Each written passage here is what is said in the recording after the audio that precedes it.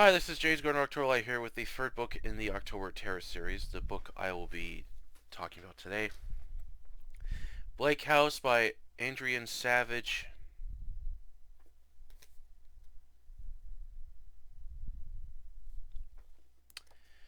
This is from Pocket Books, and this was published in January of 1990. This was just an absolutely disappointing book. I was really disappointed with this book. I went into this thing thinking it was going to be a atmospheric horror novel set in New York, and what I got instead was something completely different, and I did not like it at all. Oh man, I was really let down by this book. The beginning got off to a bit of a different start than how I thought it was going to be, but after that, the whole book went in a complete different direction than what I thought it was going to be, and the other thing I really hated with this book was all these subplots that don't tie into the main plot of the novel. It's like the author just was bored with the plot he was working with and decided to try a different plot. When that didn't work, he just added another plot, which I'll explain later on in my review of these multiple subplots in the book that don't really tie into the book. While this book is gory for a couple of scenes, but that's about it. But gore isn't going to save this train wreck of a book, which I'll explain in my review why this book is just terrible, and just avoid this book. It's not even worth reading. By the end of this thing, I was bored with it, and just there's nothing redeeming about it. And the many other things I have with this book, but I was just really disappointed. Man, my October Terror has not been off to a good start. I only have like one decent story, and the two other things just sucked. So, hoping the next set of books I got will make up for this. Alright, on to the book review. And spoiler alert, I will give away crucial details within the story. Plot: three people are drawn to the Blake House, an apartment building in the rough area of Manhattan, New York. Ivory Levinson, a smart yet perverted parapsychologist, wants to find out why one of his patients committed suicide. Sharon Lewis, a female black author who is known for her best-selling nonfiction, is asked by her publishing agent Paul, after having sex, to watch his room while goes to film a low-budget zombie film in Mexico and write a book about both the building and its dark history of the Blakes.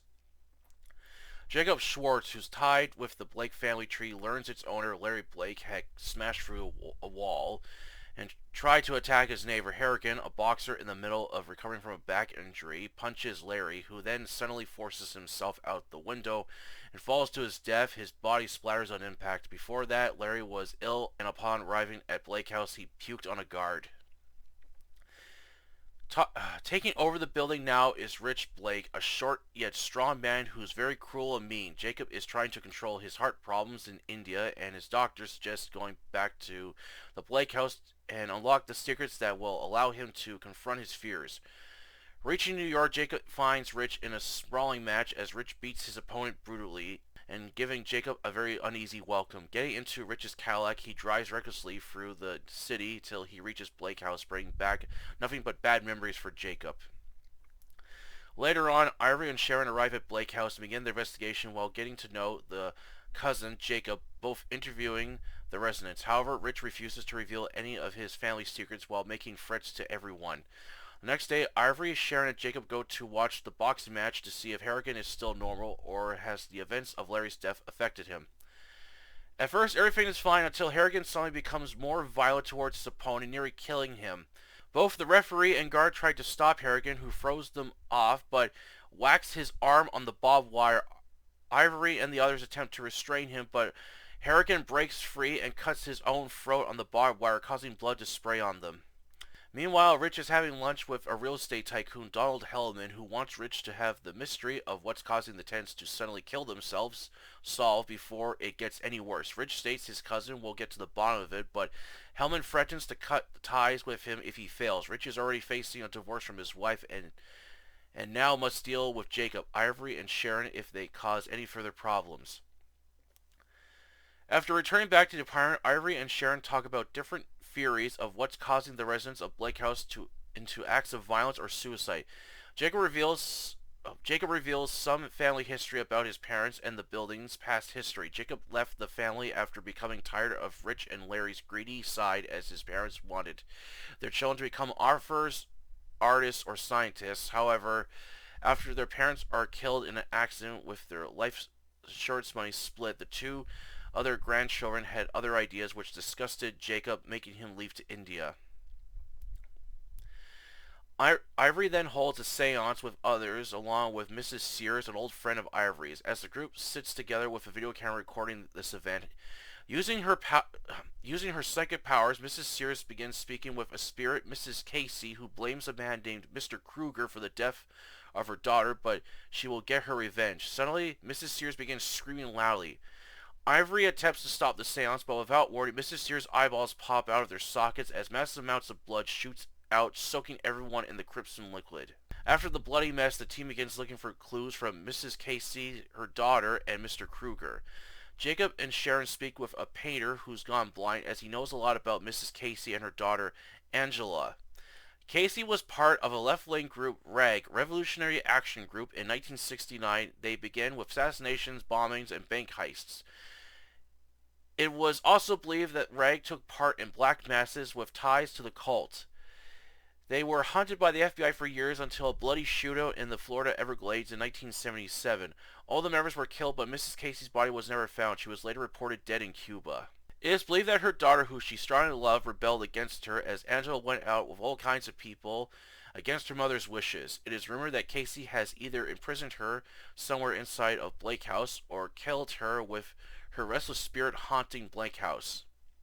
The team then visits Mr. Kruger, who runs a satanic cult and holds massive orgies. Upon meeting Mr. Kruger in person, he is evil, cruel, and a disgusting man. The sight of him nearly makes them puke. Irie, Sharon, and Jacob enter a world of cults and the supernatural while struggling to keep their insanity intact, as people are brutally killed by those who have gone insane and other supernatural forces. Wherever they go, death follows them, as they also deal with backstabbing, double-crossing, and betrayal. Will any one of them make it out alive, or will events of Blake House lead to mass madness? Blake House was a disappointing horror novel. It gets off to an interesting start, but the second and third act is when it comes off the rails and turns into a train wreck. The story kept branching off into different subplots which really don't tie in with the main plot of the novel. First, we're dealing with cults, then it's the supernatural to the elite society, a left-wing terrorist group, and then the Soviet Union, which really makes the plot confusing at times, as I'm not sure how all the subplots play out in the major role. No likable characters, with a lot of selfish, cruel, and downright racist bigots that I hated throughout this novel. Not even the main characters were likable, as I really didn't like any of them. While there are moments of gore, but that doesn't really help improve the story, and at one point I read the most disgusting sex scene ever. So gross, in fact, I nearly gagged from reading it and had to turn the page in order to clear my mind. And the finale was a huge letdown. The three main characters easily figure out who's behind all the deaths and other supernatural events going on, capture who's behind it, and leave them alone in a building, only to die off later while using what powers they have left to try and kill the main characters. No big plot twist or major event that would have saved this novel. Overall, I don't recommend Blake House. It's just a mess and fails to deliver anything good. It has too many subplots that don't really tie in to the novel, and a lot of missed opportunities that could have made this novel a lot better. I'm sure you can find a better horror novel about cults and the supernatural than Blake House. And that is it for the review today, and yeah, this was an absolute huge letdown. Like, when I looked at this cover, I was thinking, okay, this is going to deal with cults, and it's like set in New York, and it was published in Ice, so I envisioned this to be set in the 90s of New York City, and it's going to deal with these cults. It's going to be atmospheric. It's going to have a lot of creepy moments. It's going to have like this slow build that leads to a lot more that happens later on in the story, and a whole bunch of other stuff, but I didn't get that version. Instead, what I got was basically this rundown apartment building that has all these bizarre supernatural events happening that's driving its residents and the owner, well, the one owner to violence and then their death, and that's about it. And this one character I absolutely hated throughout this book, Rich Blake. I really hated. This was just a real despicable character. I'm like, why hasn't anything happened to him yet? Well, he's part of the plot of the story, so I thought, oh, that makes sense. Why nothing's happened to him? But yet, why did something happen to his brother then? Like, I didn't get that.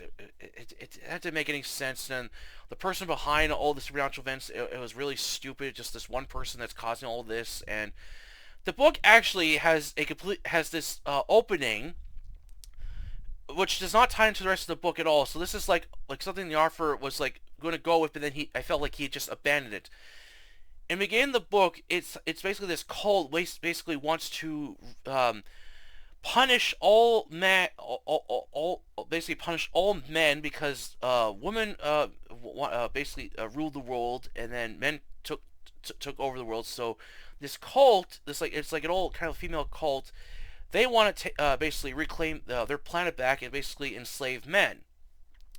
So I thought, oh, so this is going to be about women wanting to take over the world essentially, right?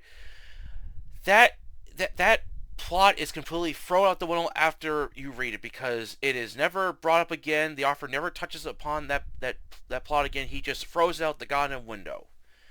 And then he branches off to these other subplots that really don't tie in. It's like I just felt this author was just kept trying one subplot after another and wasn't really satisfying with just throwing something else rather than just like start over. Like it's like pick something and go with it already. Like stop adding all this other nonsense that is making the book so confusing. So the plot is a complete mess. As I said, this book's a train wreck. It just come like halfway through this book, it just starts to come off the rails, and by the end, it just turns into a train wreck. It's a mess to read. No likable characters, even the main characters I really didn't care for. It's just they're just you got selfish, greedy, perverted, unlikable characters, and there's no one I really cared for in this book. And what else? What moments of gore we get? It's like it had like I will admit, like I think probably my favorite scene is when the medium just like eyeballs just pop out there for sockets and all this blood just shoots. I thought that scene was really cool.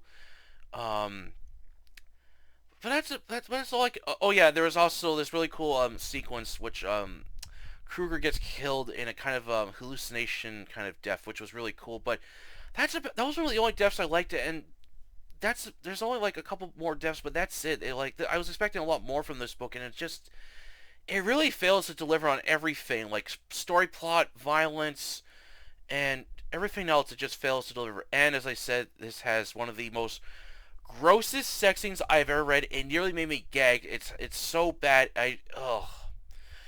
Because this scene comes out of nowhere, and ugh, I nearly gagged at the sight of it, and I had to turn the page because I was so disgusting.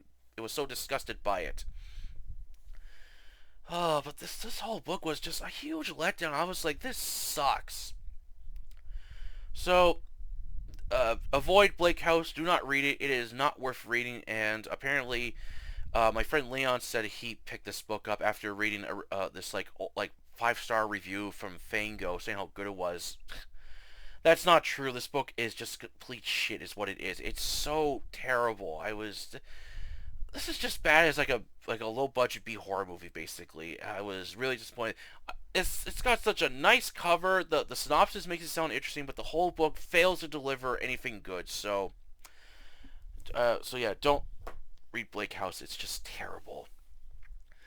Alright, that's it for the review today. Hope you enjoyed it, and I will begin with my next horror book I picked up, which I'm hoping will be a lot better than this pile of shit I just read, and I'll start reading the next horror anthology. I'll read as much as I can because we're now on the third week of October, and I only got 2 weeks left, so I gotta try to cram in as much horror as I can, and then November I will start with my Dark Tower series, so that should be interesting for November, reading all 5 books of Gunslinger, and if I finish that series off in time, I'll just go to some book reviews, and I've already got a whole whack of books I want to read.